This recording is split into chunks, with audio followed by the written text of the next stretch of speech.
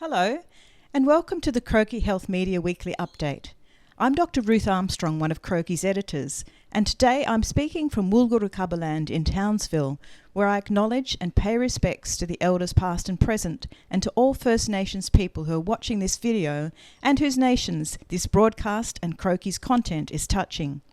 As Tropical Cyclone Alfred continues its protracted disruptive course, our thoughts are with the many affected communities in southeast Queensland and northern New South Wales.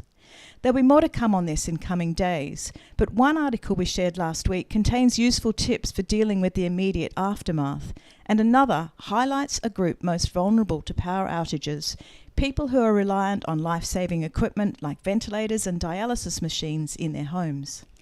In the past few days, we've learned that the incumbent Labor Party has won the Western Australian election and that the federal election is now likely to occur in May.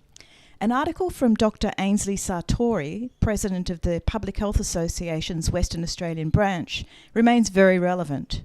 Neither of the main parties made the grade on the association's pre-election scorecard, so there's work to be done in prioritising public health on the government's agenda. Another article from Professor Cheryl Kickett-Tucker and colleagues looks at how the WA government can better support Aboriginal children, starting with addressing institutional racism in their classrooms, health services and daily lives.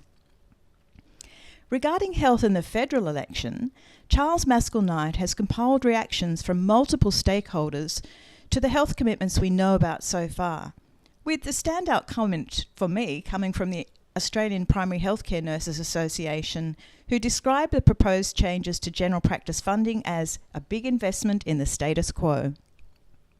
And there's more election prep in Melissa Sweet's detailed list of questions for the federal opposition on health policy, which you might want to add to, as well as Jason Stain's story looking at how the Australian government might react constructively to the Trump administration's attempts at global disruption. These articles, and many more great contributions from the past week, are freely available at the Croakey website www.croakey.org. Feel free to share via social media or email, and subscribe to the weekly bulletin. Thanks for listening. You know what to do. Go forth, read, and share.